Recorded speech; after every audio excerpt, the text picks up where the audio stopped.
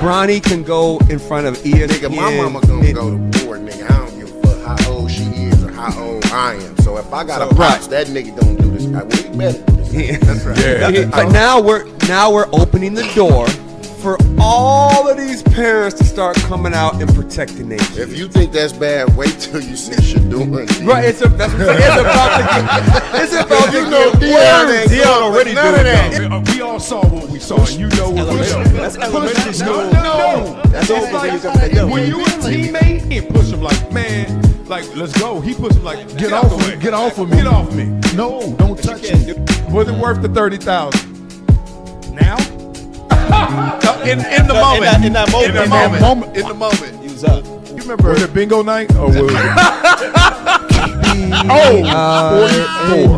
44. You know what we do on this show, boy. We flow, boy. But I'm gonna keep it high level. This is gonna just give you the beats. And I give you my opinion at the end on all of these topics. But what's going on, the core issue, is the carriage rights fee. First of all, start off the right way. Exactly. Let me start out like this. This is why I'm broke and you got money.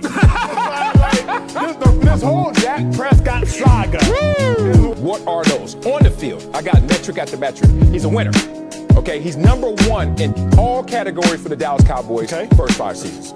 Off the field, unquestionable character. Like, the only thing you got on Dak Prescott is, I am undefeated. Oh, come on. And me playing basketball, and I just want to light up. He's getting up. And show, yeah, we doing this for real. He's funny. I want to go rebound. This one? Cut that up. I got a match. This boy, it's wet time. That's what I do. I still don't know why this is a pick, except exceptional play by the defender. Look at that. 2 dudes reaching, and then he comes between them and say, let me split this bunk bed. And I'm out of here. Shotgun snap, slips. Oh, that's ugly. Sack on your first play ever in the NFL. Y'all know your nightmares came true. You're like, God dang. Oh, yeah, this ain't it. Look at this blitz right here. I mean, he only knows so much what he's reading off stats, off paper. I mean, everything's good on paper. But I would always love to hear it from a player because they play the game. What about a journalist? Like, being real, NARPs are journalists. Like, you're from that pool, right? So imagine somebody just said, you didn't play the game. I don't want to hear it.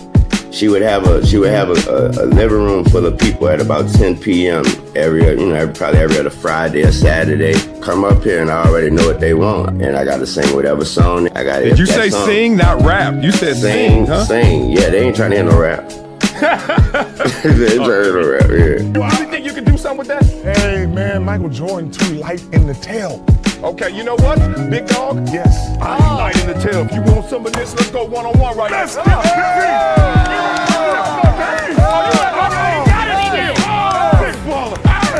Everyone's playing the hits, but I'm a DJ. And one thing I know from my DJing experience is that you don't just play the hits.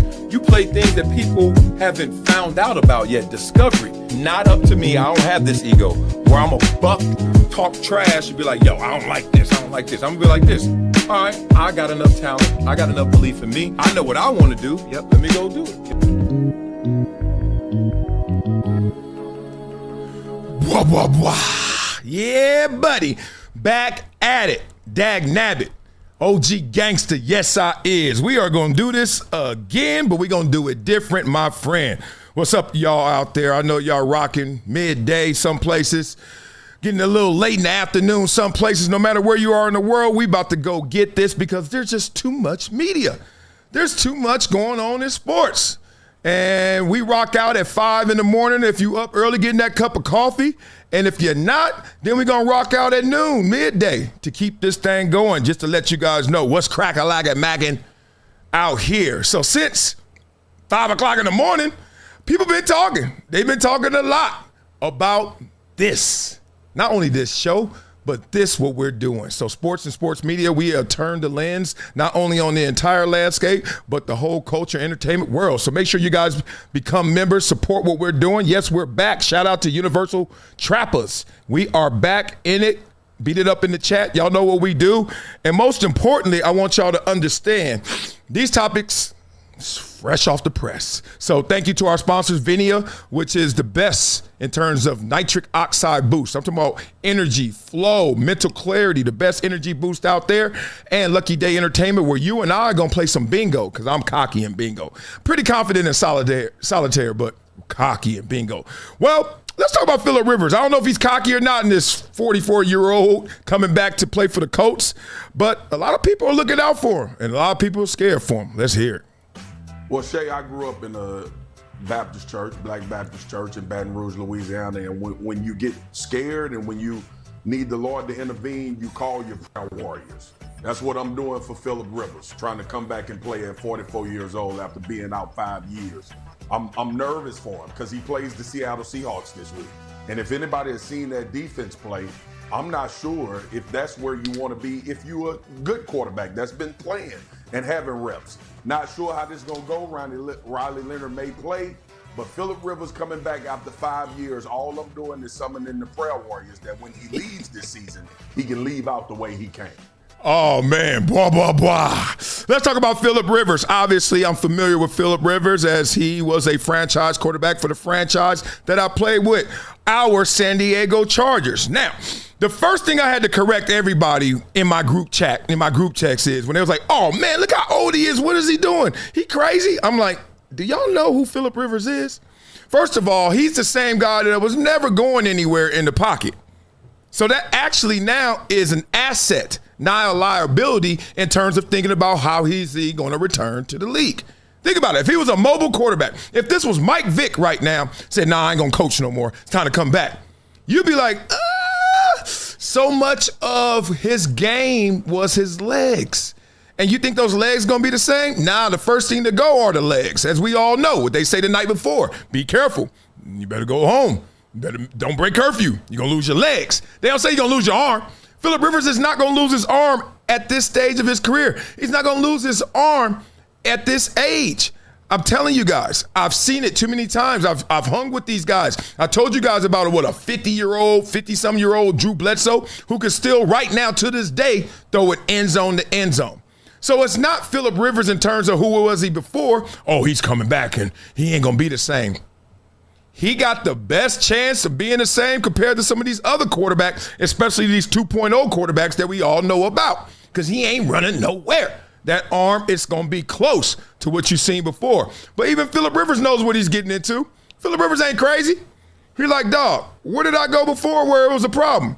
Nowhere. Phillip Rivers stayed in that pocket all the time and knew that, hey, when you wanted Phillip Rivers, you're going to have something to deal with in terms of this arm, accuracy, not even arm strength. He led with his accuracy. Now, we know he was a guy who could throw the deep ball. Obviously, Antonio Gates was the one who won a lot of those deep ball 50-50s for him. But at the same time, Phillip Rivers ain't going nowhere, and he doesn't mind it. So I don't know why everybody is coming at him sideways saying, uh-oh, what you going to do now? What is he going to do now? He's going to do some of the same of what he's done before, which is get in the pocket, beat you with his brain, beat you with his processor, and be accurate if it calls for all of that. Now, the thing is, it may not even call for all that. Phillip Rivers is like, I don't know what y'all talking about. I came here to be on the practice squad. Obviously, that means maybe a call up, and we're going to see if he gets his chance. Riley Leonard, we'll see what happens. But in terms of the physical toll that it takes to play the NFL position at the quarterback, how many times you get hit? Think about it, even on the worst day. Right? Think about it. Even if you play in the Cleveland Browns where Myles Garrett is getting 5 sacks, what they get in that game against the Raiders? 10? 10. And they all not blindside, ear hole, you about to die, CPR hits. Some of them was like, oh, wrestle, oh, all the rules to protect you. You ain't going nowhere but inside the tackles anyway. Maybe you get hit 5, 7, 10 times. You think Phillip Rivers is stressing that on top of, oh, I get to come out there and show y'all I can still dart this thing? You think he's stressing that? You think he can't take that? Is that where we are right now? That makes no sense. So if you're Phillip Rivers, you got an opportunity to come back off the shelf. We said the same thing about Joe Flacco. Now, maybe not Joe Flacco this year, but don't forget last year, Joe Flacco. Don't forget the playoff, off the couch to the playoffs, Joe Flacco. And now we're going to see Phillip Rivers in this position. And he like, bruh, it ain't nothing new to me. I ain't never been the one to run around. So why y'all tripping on me now?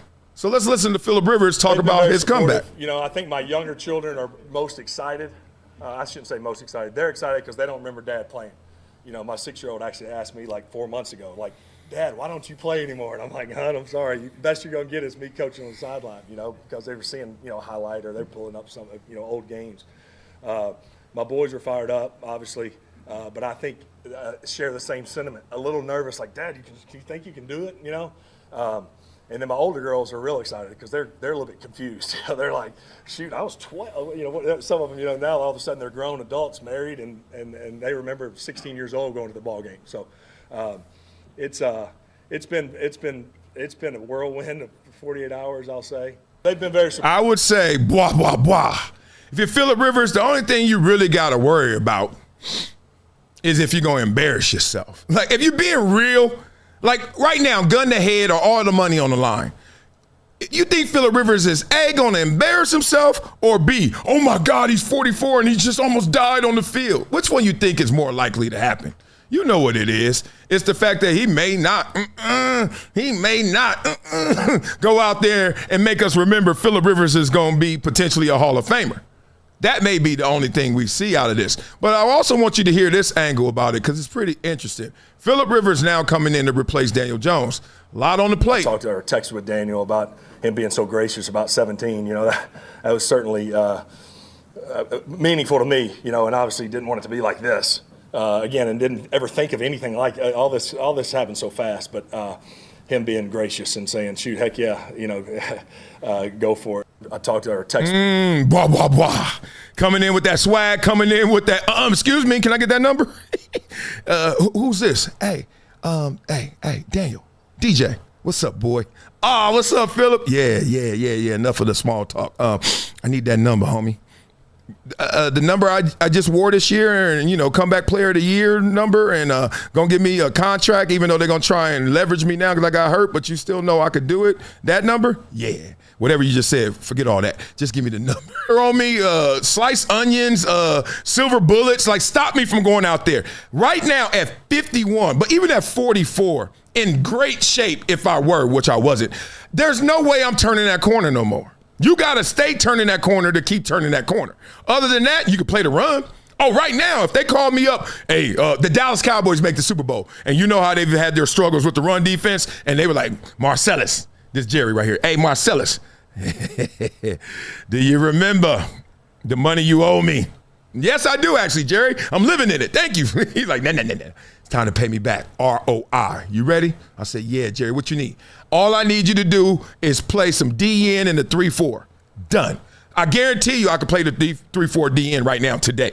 Now, if it were a play action pass and he didn't hand the ball off, we in the Super Bowl and we playing the Chargers, and they ain't hand the ball off, and it's actually Justin Herbert about to throw it, he has all day in the world if I'm pass rushing. He gonna be like, oh, this is fun. Super Bowl, I thought the Super Bowl was hard. No. I ain't got it like that. So that's just how the game goes, and good for him being in this position where he accepted it, and good for the whole franchise to say, look, I'm gonna tell you, good. They got an option that at least instills some confidence. Be real. You got some confidence if you got Phillip Rivers there versus some dude that was at FedEx last week. Here's the bad. What's going on with the NFL and quarterbacks? Like, even if a team went 3 deep, that's 48. No, that's 96. Get your math right, Columbia. That's 32 teams, 96. We ain't got 96. We ain't got 96 quarterbacks in the world. I mean, like you could just believe it. You would think like the third string backup on the Tennessee Titans, which is the worst team in the league, right, by record. You would think, come on, y'all, you would think that would be the one. Nope, we ain't got 96. We so bad, when we get to 96, we got to call up somebody who ain't even on the list no more, and that's Phillip Rivers. So that's interesting. Now, speaking of calling somebody, oh, man, this is interesting. Everybody saw the Max Kellerman interview with Bill Simmons on The Ringer announcing the new podcast with Max Kellerman and Rich Paul, and also just Max Kellerman's return to sports media, right? The NDA is up. Max could talk now. Max could do what he do. Max is back. So everybody's like all pumped to see Max back. And at the same time, jewels were being dropped. Now, he talked about Stephen A. He talked about his time, what he's looking forward to. He's talking about the boxing world. He talked about everything. And one of the things that he brought up that you probably didn't think you were going to talk about again was him having the opportunity to go to Mike Francesa and replace Chris Russo and be on that big-time show in New York. He's from New York. You didn't think twice about it. Even while he was talking, Bill Simmons was like, oh, yeah, I remember that. I was getting my talk on it, too. Well, let's just say Francesa got a little different side of what my boy Max said. Let's hear this out. Max Kellerman said, and I guess Max Kellerman did an interview recently because, and I didn't hear it, and I've seen just drips and drabs, but I guess he mentioned me in the show. Max Kellerman recently said in an interview that he was going to be your partner after you parted ways with Mad Dog. Is this true? No, it's completely untrue. There's not a word of truth to that. Oh, God dang.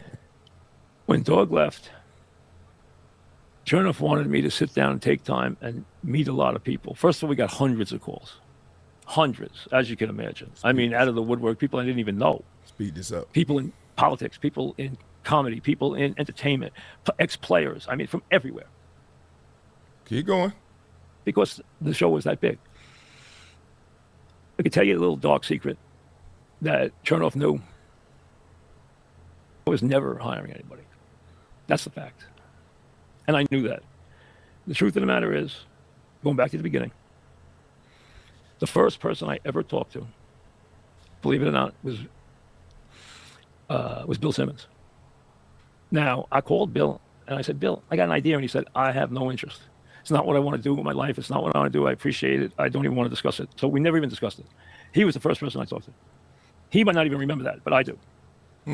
Because I made the phone call. And I said, Bill, I have an idea. And he said, I'm not interested. It's not for me. I'm not interested. I said, okay. Never went anywhere else. The first person we ever met with, that I ever sat down with Chernoff with, and there was a bunch that I had lunch with, I'd say 5 or 6 or 7, because usually they would just come to Chernoff's office and I would stop in, and then someone else would be in there and I would stop in. And Chernoff used this to meet people and to get a feel for people for future reference. He says, I want to use this time and this opportunity to get to see and have a chance to talk to some of these people and get to meet them. I said, okay, even if you wind up doing nothing. And we tried to be nice to the people in the house who wanted an opportunity, but none of them were ever serious candidates. The first person I had lunch with was Stephen A. with Chernoff. I liked Max. I wanted to talk to Max, but I like I said, I never thought there was a chance I was going to hire someone.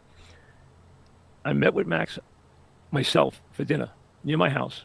And by the time I got home, it was already out that we had met, and that finished him.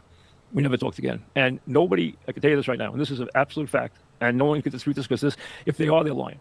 Nobody ever got a second interview. There never was a second interview for anybody. Number two, nobody ever got far enough to even have a discussion about being part of the show, what their role would be, or money. It never, ever came to that. That was never happened. Nobody ever got that far, and nobody was ever in line to get the show. Case closed, ever. Nobody was ever a serious candidate. That's the fact. So I don't know what was said, but that's the facts. Exactly. Nick, Pete Carroll cannot still keep his job. Damn. Blah, blah, blah.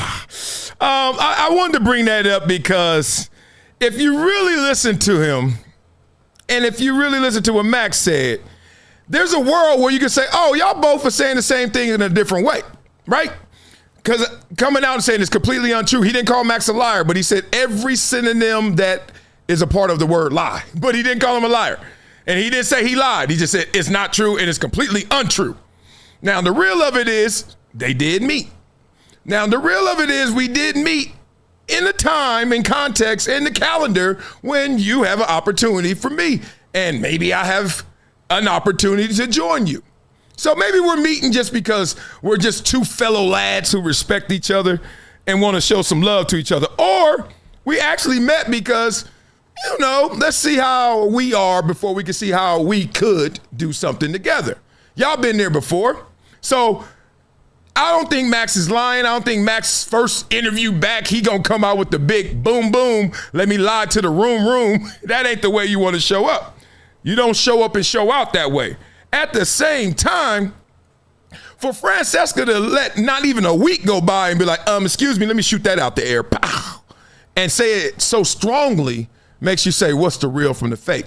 So I'm gonna give you guys some examples of some real from the fakes that'll let you guys understand how this world works. Because a lot of times you get opportunities and you're not first in line, and that's what Francesa was really trying to say. Ain't nobody getting this job. But hey, I could do some mandatory time wasting and keep interviewing all y'all people and see how that turns out. But the real is, ain't none of y'all getting this job. So there's times when you get a job and you were like fourth in line, and there's times when you don't get a job and you were first in line, right? And a lot of times you see somebody where they are and you don't know what's really going on behind the scenes, how it's all going down, unless somebody puts an article about it. So let me tell you one of the times when I first got to ESPN, I was not going there for an audition. I didn't think so. They did. I thought I was going to the car wash. I thought I was going once again to do all the shows, tell them something candid from a player's perspective. This is 2006, 2007. So I ain't even thinking like that. I didn't even know how many shows they had. And then that turns into I'm actually working for ESPN days later. Real spit. Now, I've also, some of the highlights and some of the lowlights and some of the, damn it, there was a time where I was getting called in to be on American Ninja Warrior. Now, that's a big show. Huge show, still rolling show, right? And I remember their first person that they really wanted was Sal Masekela. Y'all don't know who he is? He's Mr. X Game. Young brother, maybe not young now, but back then, we none of us young now. But shout out to Sal. He was the first dude. Sal couldn't do it. Sal like, I'm too busy. This is when X Gaming was X Gaming. It seemed like every single day X Games was happening. I was doing some work with the X Games as well, and he was just the man. He was like, I can't do it. Can't fit it in my schedule. So then you're like, golly, okay. Marcellus, can you do it? And I was like, what's the schedule again? And they start telling you about all the trips they were planning and taking, and it was a new show. And I was like, ooh-wee. The way this retirement is looking and the kids and the potential of kids. And I already got my 26-year-old now, back then, and then thinking about, and it didn't work out. Now, oh, shit. Should have did it, maybe. But at the same time, shout out to my boy Akbar, who's still doing it. And in that role, Akbar doing a lot. He killing it. But that's some stuff like that. What else has come up in before and after? I've had conversations before with all the networks out there, whether it's The Volume. I've had conversations with Dan Patrick and his network. All the networks you can name out there, right? At the same time, I'm still here doing me. Had conversations with some people that I had to actually say, nah, it's not going to work. And somebody else took that opportunity and is blowing up and blossoming. That's just how the world works. But I'm glad he didn't call Max a liar. But I'm also glad that Max said it like, look, there were some conversations. And that's what it sounds like. Mike is just like, look, why would you take hundreds of meetings or hundreds of calls and 7 to 10 meetings with people and you weren't thinking at all about it? So as they say, there are 3 sides to every story. Your side, their side, and the truth. I think it lies somewhere in the middle where Max actually was smelling around it, and I think Mike was smelling around it. It just didn't work out. It is what it is. So beat it up in the comments. Let me know what you guys think about that. People want me to do, talking about this topic right here, and then they want also me to do some of these film sessions. I got some film sessions for you guys. So the way this show works is we come out here, we do the hot topics that are happening right now. Sports media, we just gonna cover them all, plow through it. Y'all can watch the re-air of this, the re-live, whatever they wanna call it. At the end, we're gonna start having some fun and some games. Since you guys are giving me your time, I'm gonna give you some money in a legal way, right? In a good legal way. I love playing this game. It's bingo, and I love playing solitaire, but I really love bingo. What I'm going to do is play against you, and guess what's going to happen? If you beat me, you win. If you don't, yo, loser. You're in the same position you're in right now. So now, without further ado, oh, my God, y'all ready for this topic? Y'all ready for this conversation? So this is the beauty of doing these lives. You get to get it right straight hot off the press. I didn't know about this one. Joy Reid claps back. Ask Stephen A. What? What's this about? He was talking about your show. What did he say about your show? And then you had to respond. How did he said I got fired for ratings. And I'm like, excuse me, sir. You got $100 million for a show with half my ratings at my worst. I had to literally Google his numbers. I'm like, how many people listen to the show? Is it like 4 million people? Oh, wait, it's like, what, 500,000 people? Dude, that's like average CNN. That's not that high. They're paying you not for your numbers, my friend. They're paying you because you are willing to say the nasty things about black people that they want to say. You're willing to take their denigration of black women and put it in the mouth of a Negro. And because you're willing to put the denigration of black women in particular into a Negro's mouth, you now think that, oh, I must be a freaking political genius. But just be clear, you're not being paid for your numbers. You're being paid for what you're willing to do to us for white people's entertainment. And as long as you cool with that, bruh, keep being you. But don't come for my friends. Don't come for people that I know their value and try to devalue them in front of all the black women who can see and hear you, because we know what you're doing. Woo! Huh? Blah, blah, blah.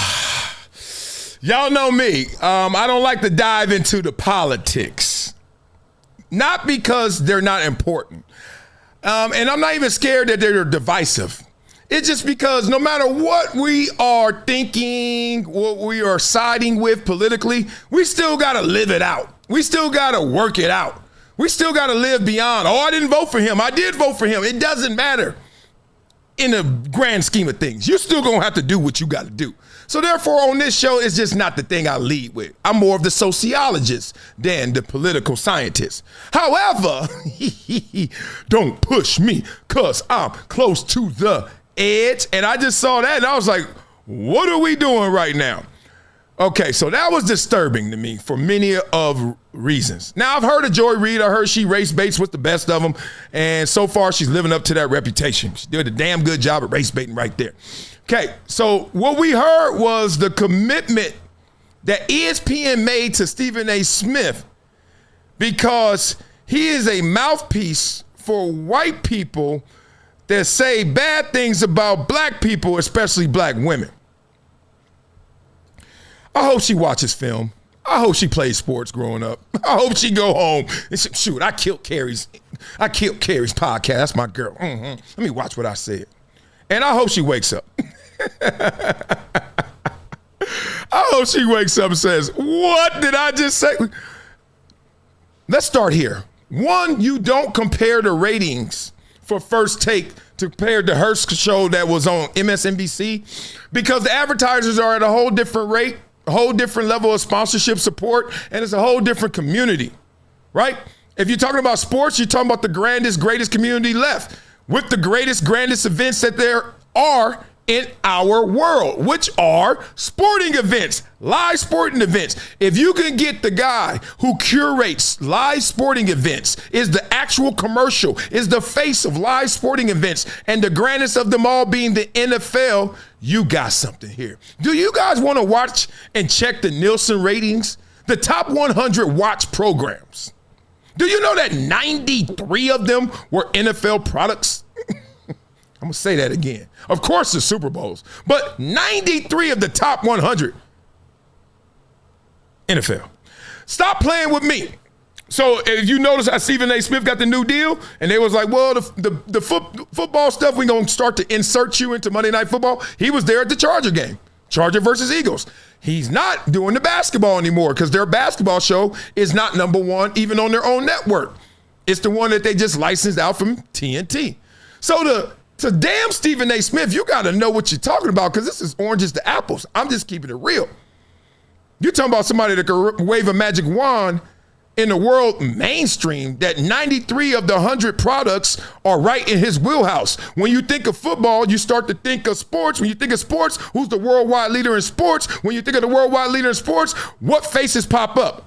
Two, at first, Stephen A. Smith and Pat McAfee. But she didn't stop there. Then she went to the next level. Oh, she's like, oh, I'm just scratching the surface on this craziness. Let's go further.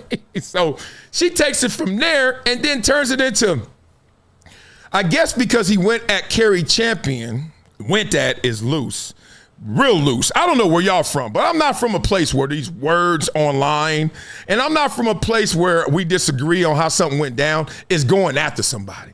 Like where I'm from, excuse me, let me move my hat. Where I'm from, going after somebody, it ain't no questions. It ain't no conversations, right? It's just that simple. So whatever, they disagreed. Carrie's the homie too. Y'all know I love me some Carrie and we work together. But they disagreed on how this went down and this and that. And that's what's good fodder. But then to take that and say, oh, now you are a puppet for them. And we giving you all this money so that you can go out there and disparage black people for the network or for some white person or for white superiority. One, black people. Or let me not even say black people because I'm black and I ain't got this problem. Joy Reid, let's lose the inferiority complex. Can we stop walking around here with these mythical or even if they real to you, white people who control your life? Can you get control of your own life and stop saying that they did something to you? Because if you really gonna keep it 1,000, has somebody black ever did something to you? You got an inferiority complex with that too? Oh, you doing it for the man. Okay, so when the brother does it, you doing it for the brother? Don't put Stephen A in that category. You know, if he innocent, he innocent. He guilty, but don't try and put something on the man. You're trying to put a case on him. And then took it to where it's women because of what's happening of late, because him and being into politics. You get into the politics, all of a sudden you got to talk about people, right? And we know he's been going back and forth with the women. But last time I checked, is Michelle Beto black? I think of all the people that who's black, like Michelle Beto caught the worst of all of that. Let's just be real.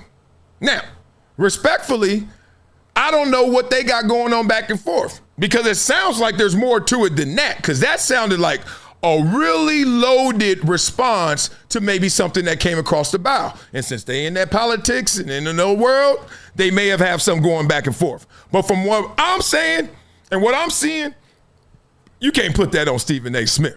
You're going to put on that man that, oh my God, look at who you are and what you're doing and the work you're doing for them. I just want to end it with this. If someone is racist, if someone has hatred in their heart, I just want you to know they don't want or need a permission slip to let that hate out. Think about it. If you're really saying Stephen A. Smith is doing that job, why? You think somebody who is ignorant, racist, hateful, needs, I need Stephen A. Smith to kind of grease the wheels. I need him to make it easier for me to be my hateful self. Hey, you ever been mad at something? Ain't nobody stopping you. This ain't no NBA mad, like hold me back mad. That's just like I'm trying to show up and show out. I'm trying to show off. No. I'm talking about you really mad. I ain't asking, when I'm mad, I'm not asking a single solitary soul for permission. May not even ask for forgiveness. Depends on how mad I am, because I'm blacked out. I'm zero dark. I'm gone. And you trying to say this man is going calculated every single day to go at black people, especially black women. His job is to cover sports. I hate to tell you, and when we say sports in this country, we really only mean two: football and basketball. And when you say that, let's just say you're going to have to talk about black people in a lot of good ways, and unfortunately to you, Joy Reid, in a lot of bad ways. It just comes with it. If you really want to be judged at the big table, if you really want to be with the big boys and the big girls, act your age, act your smarts, act your wisdom, act like you get it. If not, then play these little roles and oh my God, and why are you coming at us? I don't know. I'm built different. It's a victim mindset to the fullest. Y'all can say whatever y'all want about me. And I'm going to tell you, the only part that will make me mad is the parts that are right. If you calling me short, I'm laughing. You calling me skinny, I'm laughing. You calling me sorry in football, I'm laughing. You calling me broke, I'm laughing. But when you call me who I am, somebody that needs to shave, somebody a little thicker than not, my BMI is up there, you start calling me something that I'm not, I'm like, what? Who cares? You call me something that I am? And it's disparaging and it's negative. Now you got me on line one. So you telling on yourself. You're telling on yourself. And I got to listen to more because I got to see Kerry's retort. There's no way that Kerry went out like that and let that lady just talk that bad about Stephen A. Smith. They ain't fell off that far. They ain't fell out of favor that far. I know they used to kick it and rock together. They ain't that far out. So let me see what y'all saying. Beat up in the comments. Gannon, my dog. What's up, Chip Osorio? Yes, this is live. This is live right now. I'm going live. You know what it is? I'm going to tell y'all the truth. I had an epiphany about a month ago.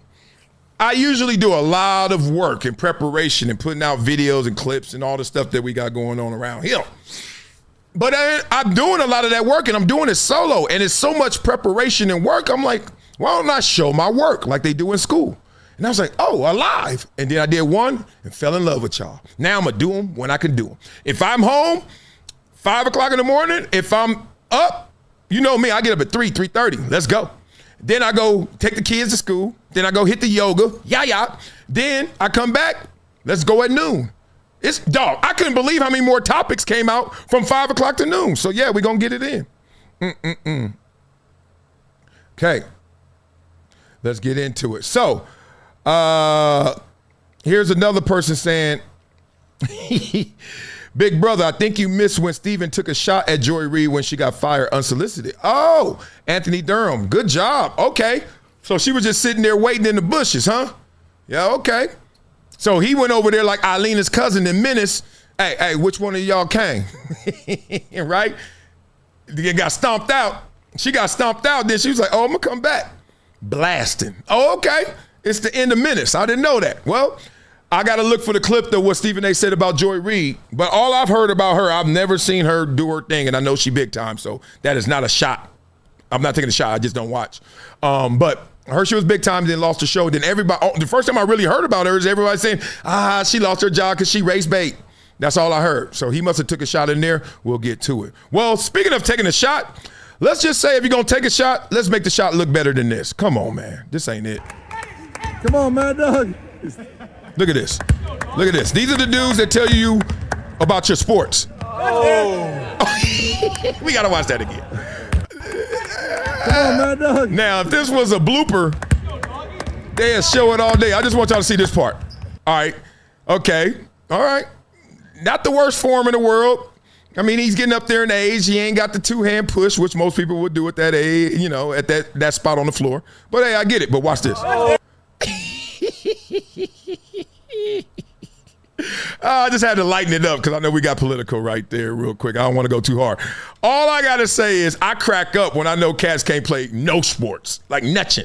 He probably did back in the days. I'm not going to do that to him. I don't know if he played back in the days badminton or, you know, I love badminton, lacrosse. I don't know what sport he played, but damn, that ain't it.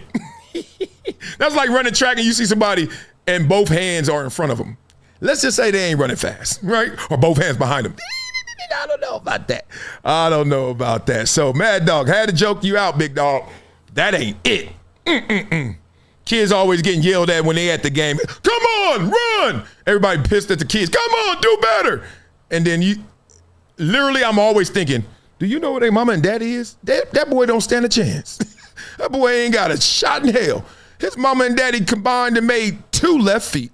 The boy ain't got a chance. You can't out-train DNA. It's a wrap. You getting that 0.00001%. And we did a video on that before showing you the numbers and the odds of one player making it pro. Per 6,700 kids, there's one kid that you can see that's going to go pro.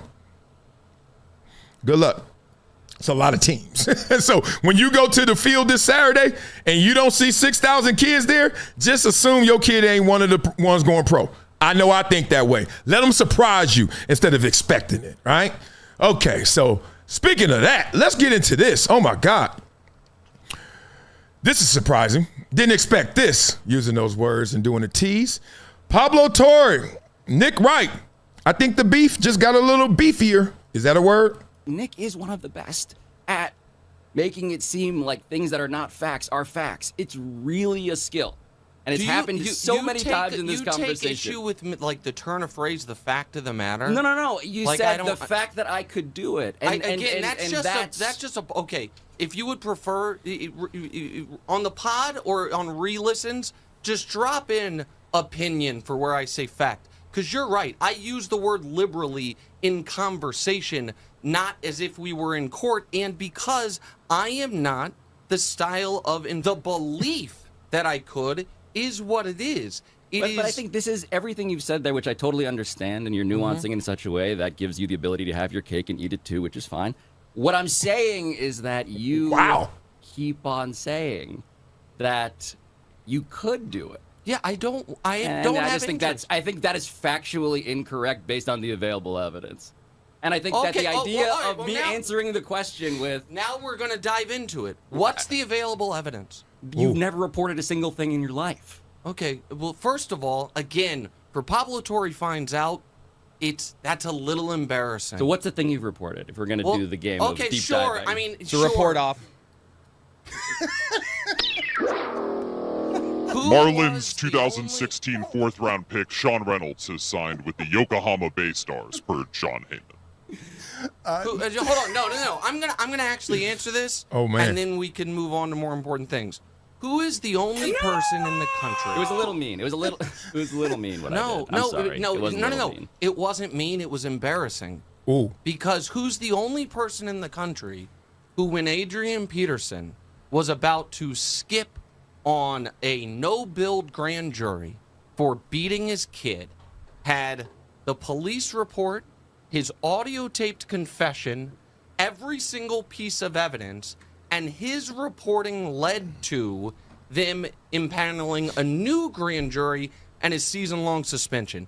The answer to that question is 28-year-old as a side project radio host in Houston, Nick Wright. So, again, is that the only reporting I've ever done? It actually might be. Was it a 10 out of 10 on impact, exclusivity, accuracy? Yes, of course. So does that inform the fact that I think if I actually made it my vocation, I'd be good at it? Yes. But your argument that the lack of evidence is evidence is quite ridiculous. Blah, blah, blah. Woo, I hope y'all were picking up what they putting down right there, because basically Nick Wright just ended with saying, you're asking me to prove a negative. And it wasn't impossible, but how difficult it is to do that. But thankfully, he had the recall of one incident where he actually stumbled upon or went looking loosely and found something that was investigative in reporting. Now, that's not why they really having this conversation, and let's all this be real. Nick looking at Pablo a little like, and Pablo looking at Nick like a little bit, because those jabs are coming off a little stronger than if you just jab in and sparring with your boy. So what is really at play here? The thing that's really at play here is that Pablo Torre has found himself in this remarkable space where he's gotten newfound or like next level notoriety for all of his investigative journalism, starting off with, or at least the biggest, it seems, the whole Steve Ballmer Clippers saga, right? And what happened with Aspiration, all of that. But what is also done is, as we know, the cost of praise is criticism. There's a little bit of a civil war going on in sports media right now in terms of Pablo Torre. Yeah, you're looking out and you're finding all these things about these amazing people and entities, and oh my God, and Bill Belichick and his young girlfriend, oh my God. But one, what have you really found? And two, how tasteful is this? Let's go back to the Steve Ballmer situation. There are a lot of people, maybe not as loud right now because they don't want to be wrong, but obviously Mark Cuban is one of them who's like, look, I listened to everything you said, and you did 30-some thousand papers of investigative research, which meant ChatGPT was going crazy over there, but you did it, and kudos to you for doing it. But what did you really do?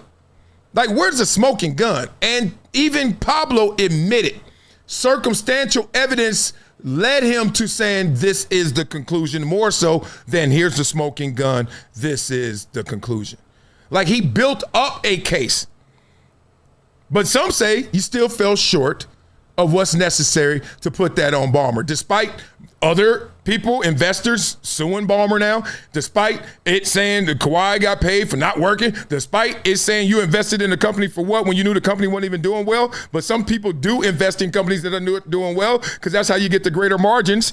All of this added up. It was a law case. As my man Carl Douglas says, it was 2 + 2 is somewhere between 3 and 5.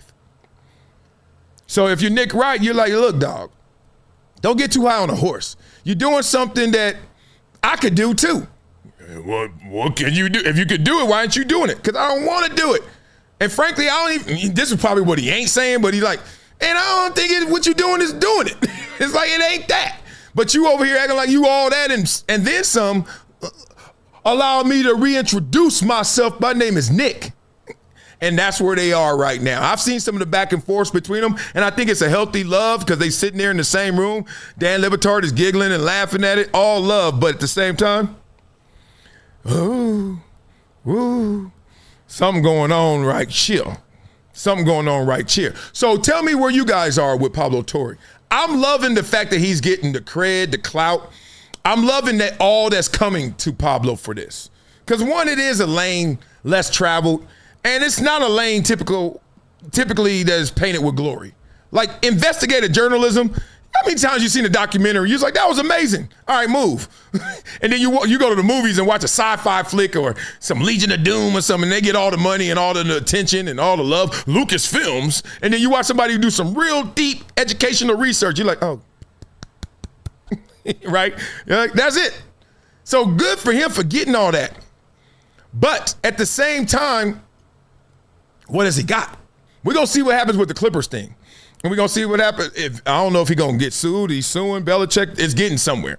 Point being, Nick Wright is like, look, dog, what I'm over here doing, I'm making magic. I'm looking at sports every single day the same way that you are, everyone in this world is, and I'm creating an illusion that I see it different than everybody else. Now, is it an illusion or is it real? Point is, you didn't think about it that way before I said it. Now, to me, that's doing something.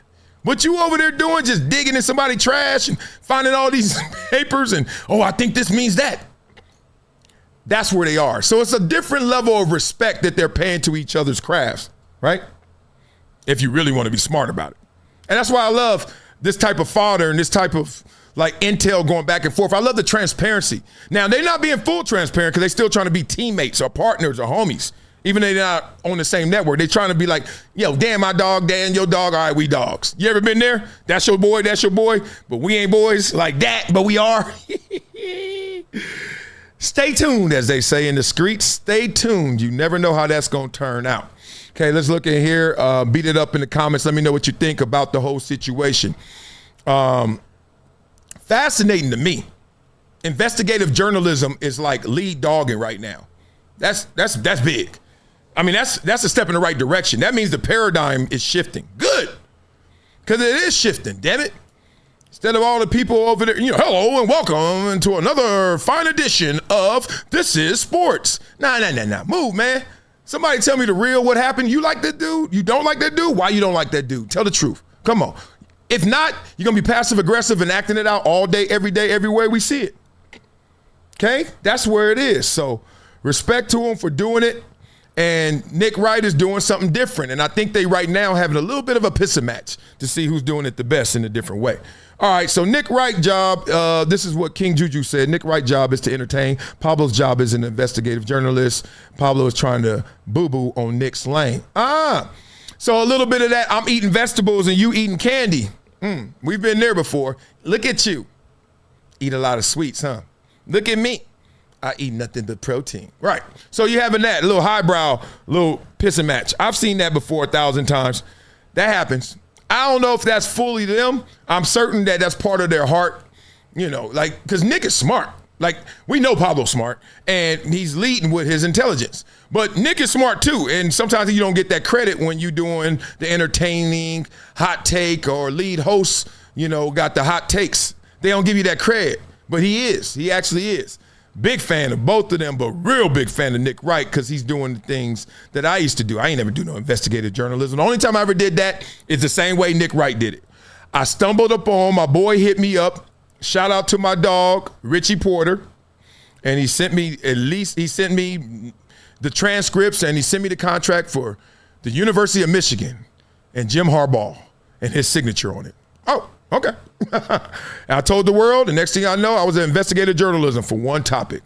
Now, speaking of one topic I wish I was an investigative journalist for is this topic. This is sick. So first let's get into the video and then we're going to read what this person wrote. It's a doctor too.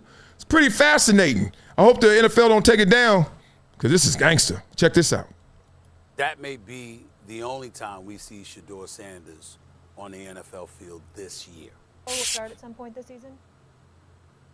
No, I don't, unless guys go through injuries. We talked about this. I don't think that's going to happen. Something's missing. Something's missing with this kid. This kid talks. He runs his mouth like I could be a starting quarterback with his arms crossed like this. Get your ass in the front row and study and do all that. For months, experts spoke with confidence. Top analysts insisted that Shedeur Sanders would not start in the NFL. They measured him with their feelings instead of the facts. They analyzed him through bias instead of the film. They built narratives that were never rooted in truth. But there comes a moment when human opinion collides with divine, not because of favoritism, but because God has a way of elevating those that the world count out. See, but God said, I'm just getting started. So let me leave you with this. Choose facts over feelings. Oh.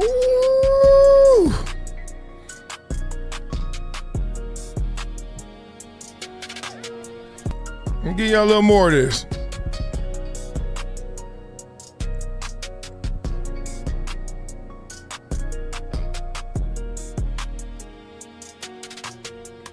I don't know who she is, blah, blah, blah. She got one hell of an editor, though. Can you give him my number? Hit me up on my Gmail. Goodness. She went there in so many lanes, we got to talk through it. Because every now and then, somebody pops out, comes through, and they're not there just for the competition. They're there for the culture. And I mean, that's how you think of sports. Your thoughts, your beliefs, your actions, the way you move. It's going to be a little different because of this individual. Don't believe me? Obviously, Shedeur Sanders is one of those guys. You can't say nothing else. You either love him, you love to hate him, wherever you are, you know he exists, and you have to move towards him or away from him in acknowledgement of him. That's just where it is. I don't care how many games he wins, how many games he loses, he's one of those guys. Let's talk about this same draft right now, and let's all be honest. Cam Ward is not that guy. We're not talking about culture meaning color. No. I'm talking about the sports culture where we all put our hands in the middle, right? And no matter what hue, what color, what look of your epidermis, we don't care. You're going to be affected by them, just like Tim Tebow affected the culture. Johnny Manziel affected the culture. It's not just competition, right? When Tom Brady was drafted, did he affect the culture? You get my point. And Tom Brady becomes the GOAT. So that's why this is fascinating, because we don't know where Shedeur gonna go. Can he become the GOAT? Can he just be another dude? Can he just be a top pick and we don't know who he is? Cam Ward. He's all over the place, and that's the beauty of it. So let me give you a little backdrop before I dive all into this. Floyd Mayweather is one of those guys, right?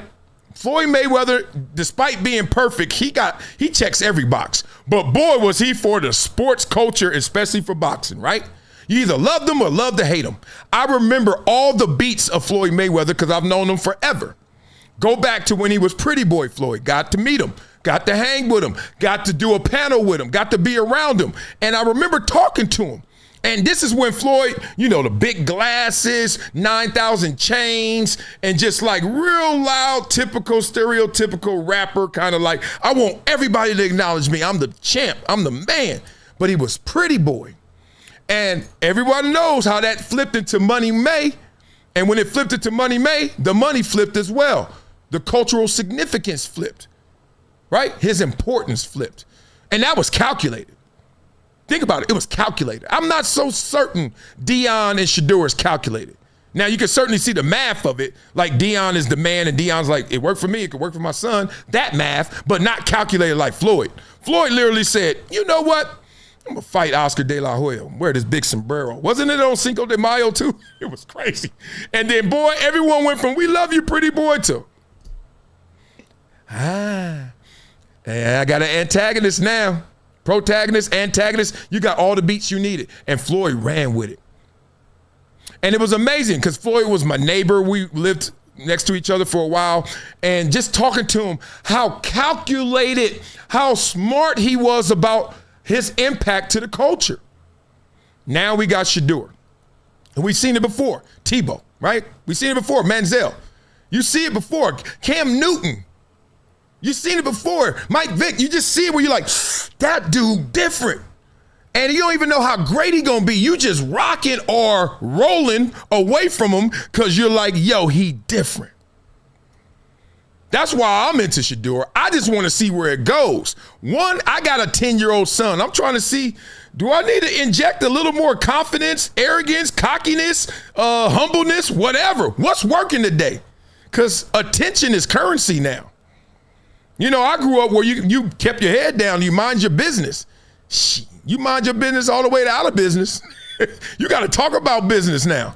It's a different era. And I'm watching this dude doing this, and then I'm watching everybody on the other team do this, and all I see is ching ching.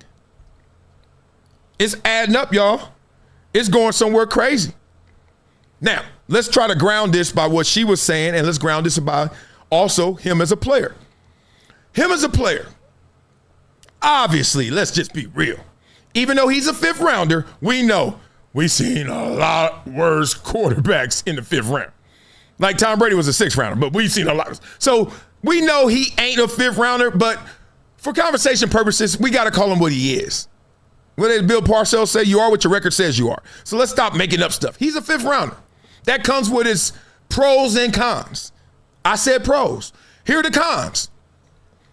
You ain't got as much equity as you think you do. You ain't got as much invested in you, so that means we can pull the trigger a little quicker on you. We got Deshaun Watson here, $200-some million. He's all guaranteed. We're going to have to figure out how we're going to get some money out of that. We got to squeeze that, right? We got draft picks, 1, 2 draft picks. First rounders. Fernando Mendoza. Line 1. Shedeur, you here. You get the rest of the year. Let's see what you are. So those are some of the cons. Like, they can play with them. When you're a fifth rounder, unfortunately, by draft position, you can be played. Like, I've seen fifth rounders that, I'm like, dog, you were balling in camp. He's like, I know, I thought I was too. Man, I do that FedEx. Now, I know that Shedeur will get another opportunity for many reasons, but the point is, it can end in Cleveland, and that's one less opportunity. Here are the pros. Expectations are lower. Think about it. They're so low that, one, he already done beat out a third rounder. Dylan Gabriel healthy, y'all. He ain't playing no more. And if you Dylan Gabriel or his fiance or her, she was chirping, but the point is, anybody last name Gabriel living in Cleveland, they heads are down right now. You just got beat out by a fifth rounder who ain't even guaranteed to do anything, guaranteed to be here, and you already lost your gig to him. Oh, boy. Oh, boy. That's not good. Okay? But the expectations are lower. So it's a different road, and people always want you to hit the ground running. Calm down. Yeah, that's great.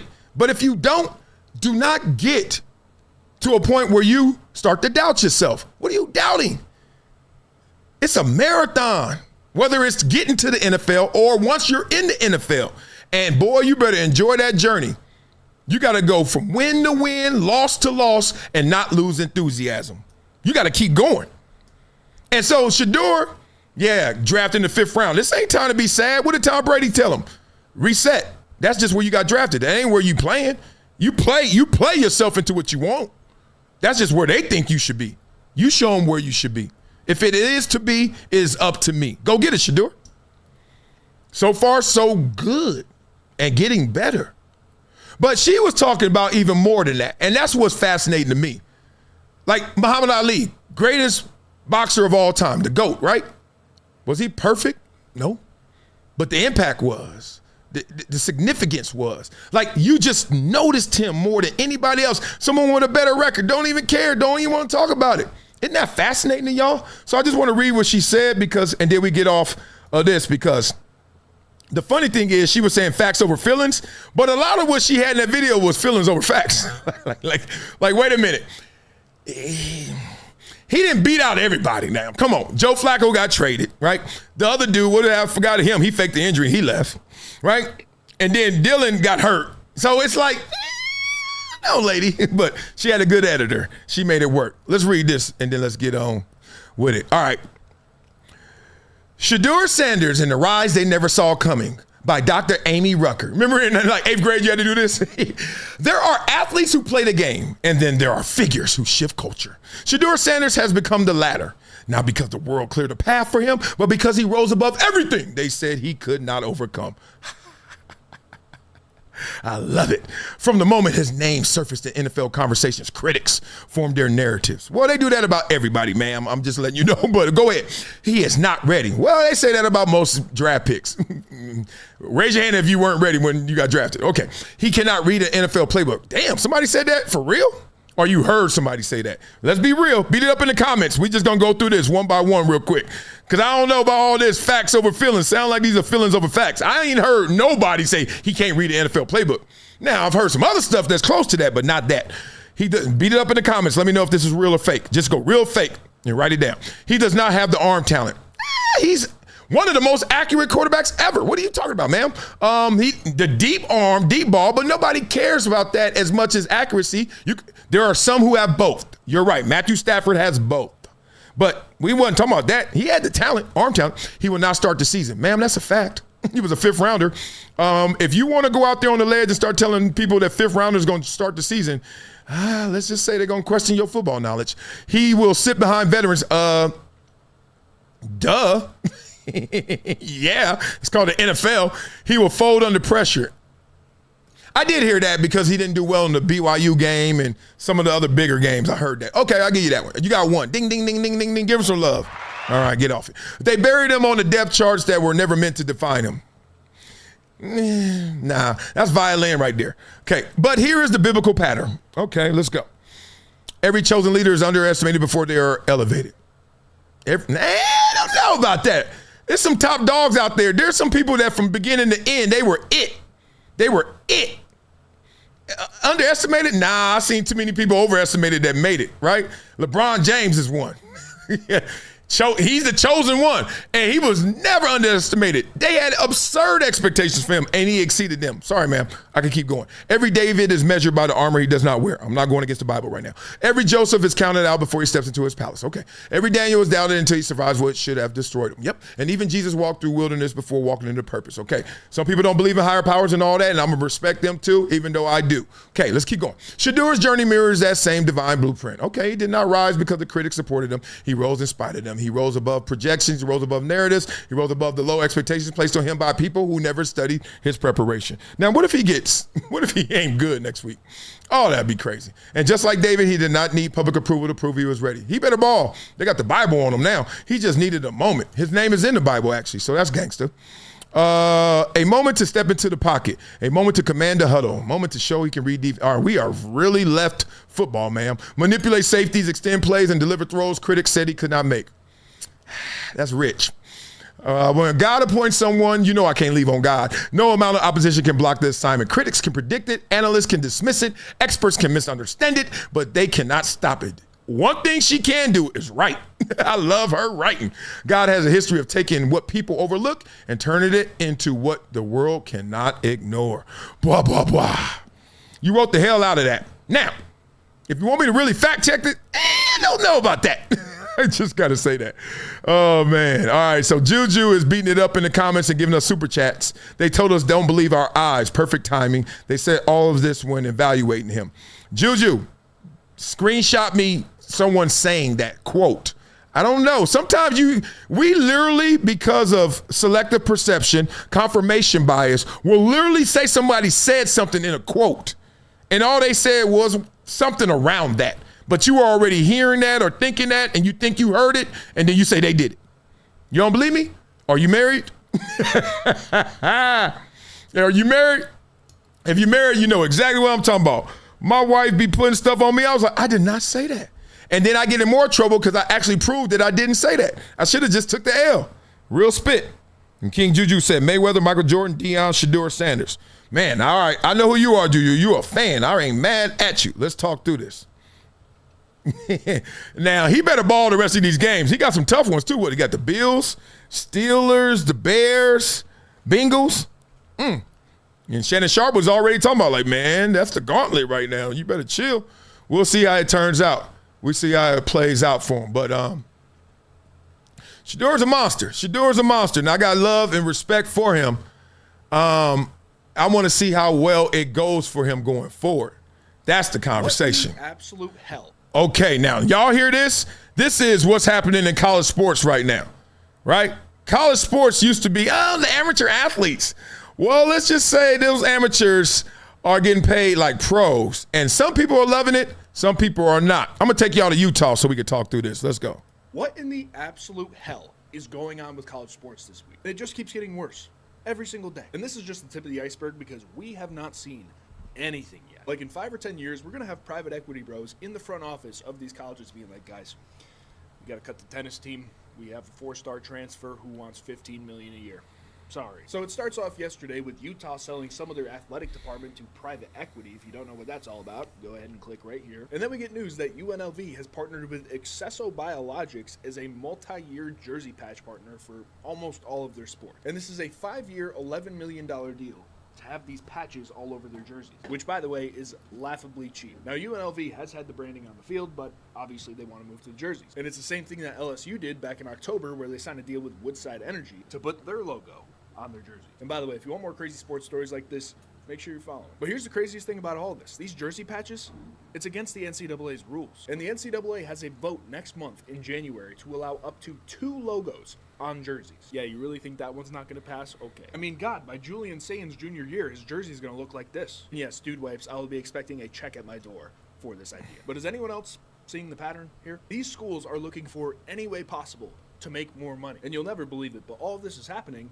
because their son and their daughter ain't getting considered for NIL. I'm going to tell you the real, okay? I am the one that wants the NIL to continue to go and grow. Not because my son is guaranteed or my daughter is guaranteed to do it, but somebody's son or daughter is. And why should the institution keep it? Why should the entity keep it?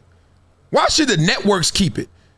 I mean, people are like slaves, like for real. Like it sounds like slavery sometimes when you go to an AAU game and you hear somebody talk about NIL. Oh man, it's crazy. No, you know what's crazy? That billionaires are becoming more, even multi-billionaires, and then they letting you say, oh, you want to fight over it? You don't want this money? Well, you're giving it to the kids when the kids don't know what to do. First of all, give me the money, and if I lose it, it's still my money. Do not play that whole trick on me that, oh, you don't know what to do with the money, so we don't want to give y'all the money. Okay? You can give it to them in many ways, and you can get smarter with your money, all the way from an annuity, all the way to, hey, here's your just lump sum, and you go invest it. We can play that game. But the real of it is, give me what I've earned. Give me what I deserve. And they are so far light years behind on what these players have deserved, earned, and should receive. But we still caught up in this little mindset where people, every time you see some big money show up, private equity shows up in all facets of capitalism. PE, they show up and they be like, here's your money, here's your money, here's your money. And everybody's like, yay. And then when it comes to sports, nay. What are you protecting? What kind of fake purity you think exists? If my son is in the 5th grade and somebody walks up to him and say, I got $200,000 for him if he goes to this school, do you want that opportunity and offer or not? I ain't say you got to go to the school. Do you want that opportunity and offer or not? See, stop talking about little Johnny over there. Stop talking about what they should do. What would you do? You ain't even got to be broke. Or you're just going to let them go to the 6th grade and do it where you paying $30,000 if you go to private school, or you going for free at a public school, and then you're going to go to the 7th grade and you just gave away $200,000. And if he that good, it's going to just keep going up. The closer you get to the pay dirt, the higher it goes up. We're going to be in a model where we ain't paying for school no more if your kid could go get it. They paying you. And you mad at it?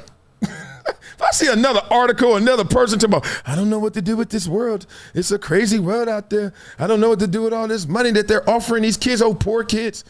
No, they're trying to make the poor kids not poor anymore. So weird. It's almost like the narrative when they were talking about the NFL. And they were talking about how the NFL was so crazy and racist. And I was like, the NFL was sitting there and they couldn't say it with their chest. But they wanted to say, if we're racist, we sure have a weird way of showing it, since I don't know any other industry that has made more multi-millionaire black guys than us.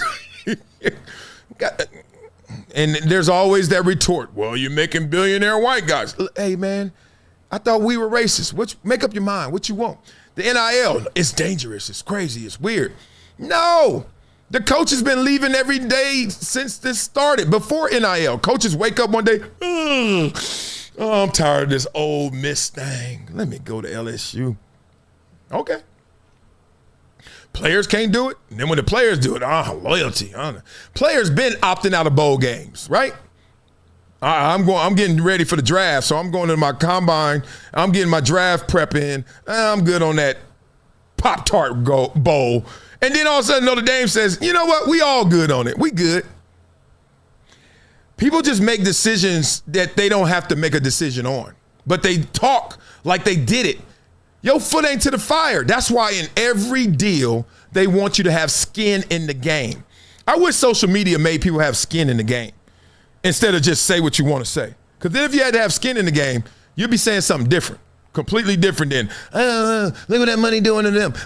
Look at them transferring.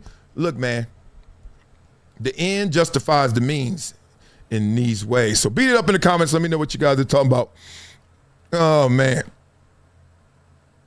Somebody, Day Walker, said, wow, giving somebody money and I'm not a bad person. It's weird. People are really tripping out. I really equate this to like some of the symptoms of what they say slavery is, where they trick your mind and you're still in mental bondage. It's almost like student athletes and a lot of people who are talking about the culture of sports are still like in bondage. Like, you're going to give us how much money and let us go where? That's bad. You know we've been letting these coaches do this forever, and they ain't never said it's bad. I don't see any of those videos as bad, and now y'all gonna run with it. Well, let me give you a video where I don't know if it was bad or not, but it certainly made some waves. People talking about this. I'm gonna have to speed this one up. Y'all know us. We don't go forever, but we go hard in the paint. Let's get this one in. Odell Beckham Jr. talking about that money, and then Carmelo Anthony and others chiming in. Let's go. So you can tour, and I mean you can perform. Shit, for as long as people, you got relevancy and whatnot, and people want to still hear you. But shit, you can only run that ball. Gonna keep bouncing for so long, right?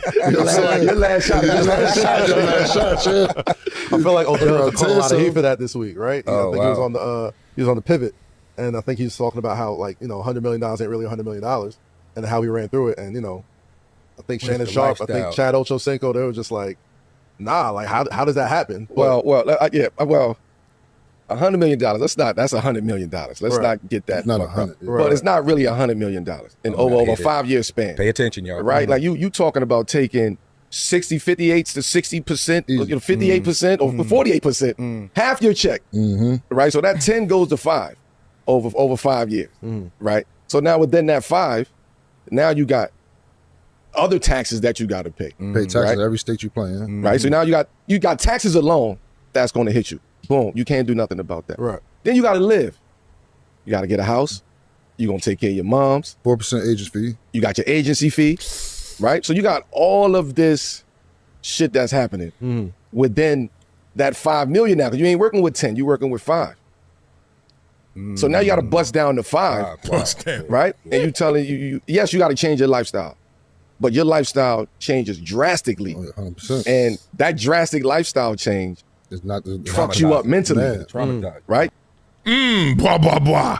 Now they continue, they keep dropping gems and jewels, but because I've done some of this topic before, more of the arithmetic, everybody knows, like, basically you assume you take half, right? I think even people who don't have money be like, yeah, half of your money is going to the government, especially if you're an athlete, entertainer, you got your agent, you got your lawyers, your business manager, you got to pay the state tax, you got to pay the feds, you got property tax. Everybody kind of just says half. But that's not the conversation that's interesting. Oh, Odell got 50 million. We know that. You got 50 million net off of $100 million gross. The real conversation is, wow, with all that money, you still in it. You still close to not having it. And that's what I think some people are fascinated by. They're like, how you get $100 million and you got one complaint? Right? If you're from the bottom looking up at $100 million, you're like, are you shit? What? Are you kidding me? Don't ever say nothing to me. I got that. We good. 3 generations strong, we're good. But he's saying it from up there with 100, saying, down to 50 to net, down to, I'm a little closer to the bottom than I thought, a little closer to where I started. I think that's the fascinating part. So let's have some fun with that. Because no one leads with their weakness. And the weakness is, yo, I spent too much money.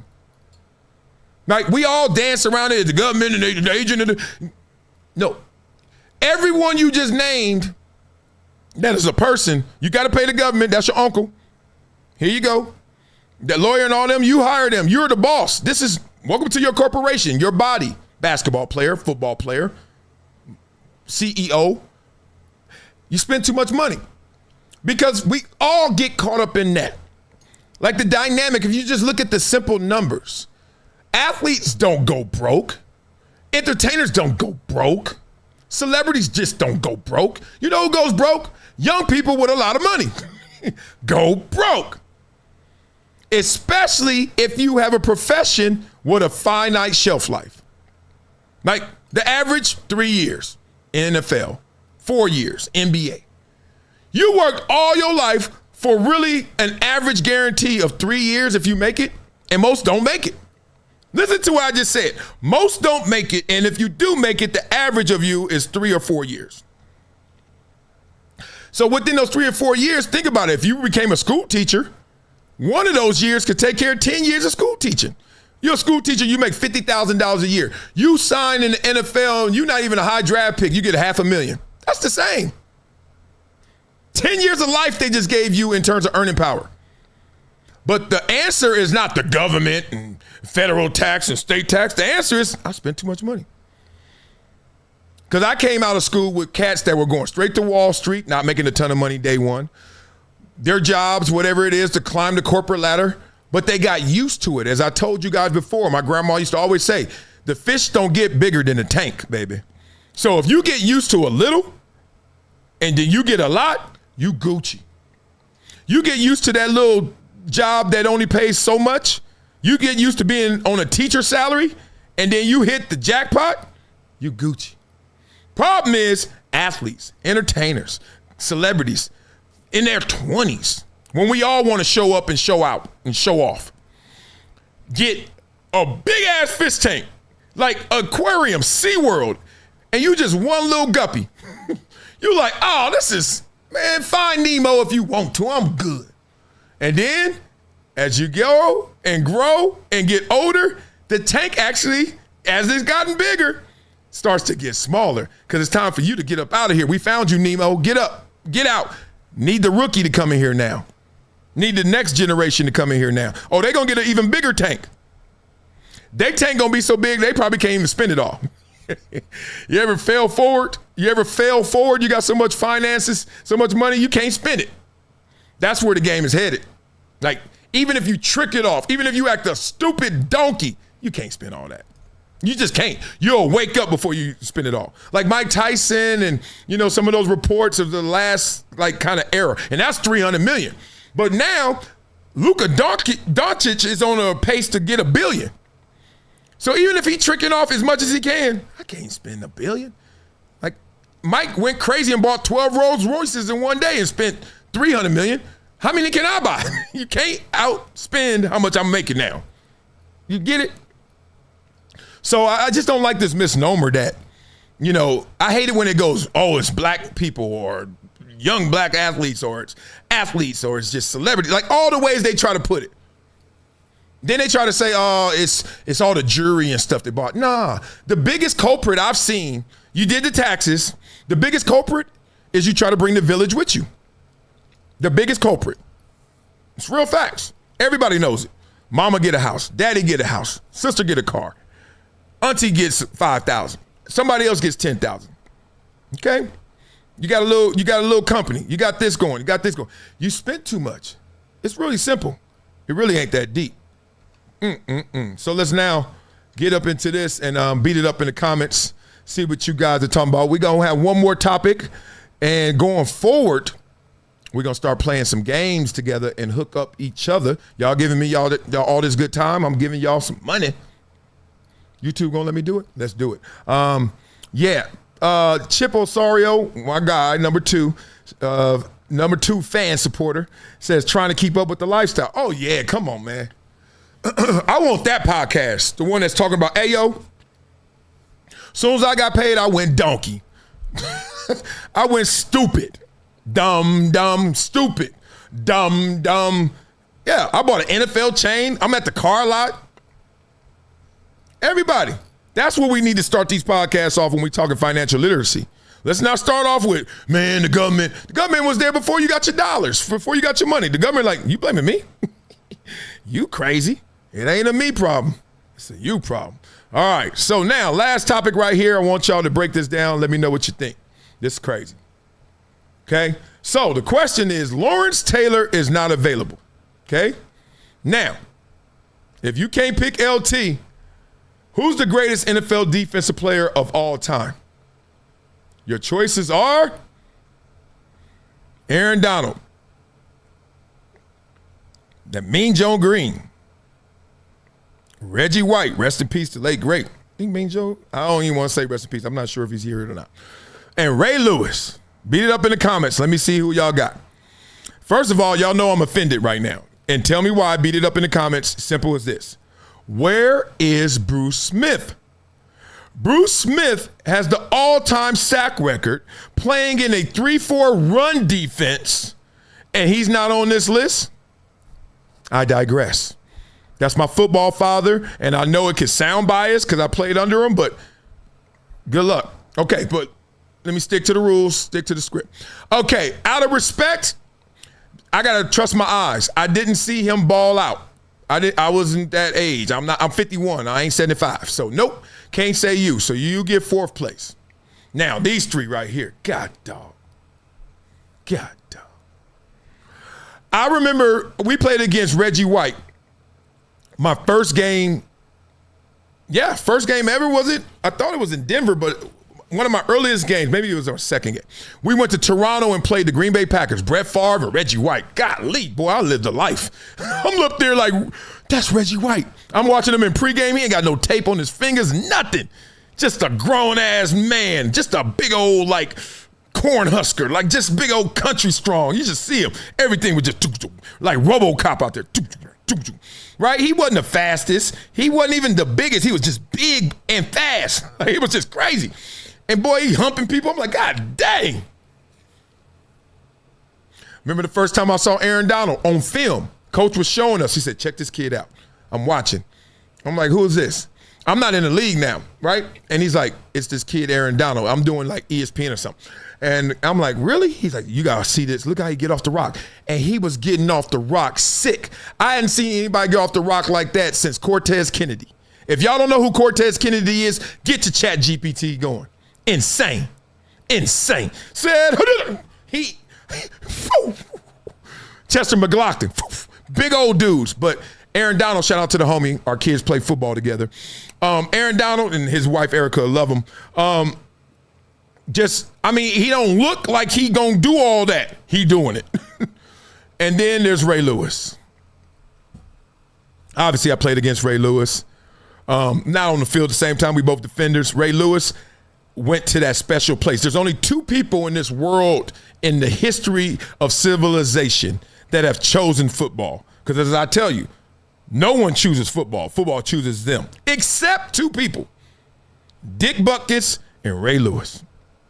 So, for my money, respect is Ray Lewis. I've never seen somebody go to that place as often as Ray Lewis. You're like, what? I mean, in real life, too, he's special.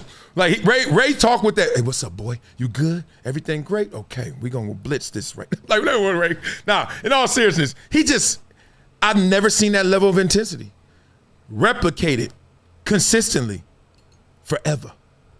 Ray Lewis, sideline to sideline, pumped you up before the game, pumped you up during the game, made all the plays during the game, and talked that talk after the game. And then said, let's do it again, rinse and repeat. Stop playing with me, partner. If y'all had to put somebody else up on there, who would y'all put? Let me know. Beat it up in the comments. All right, y'all. Love for you. For y'all who early rise, you know what we do tomorrow? 5 in the morning. Up early in the morning, dressed in black. And for the rest of y'all, we see you at noon. I guess. We'll see. Come to 5. I'm never going to do the same topic, so y'all just going to have to see it. Beat it up in the comments. Join us on the live. Love for you guys. Peace. It's been a decade plus that I knew that this day was going to come. Oh, this is not hyperbole.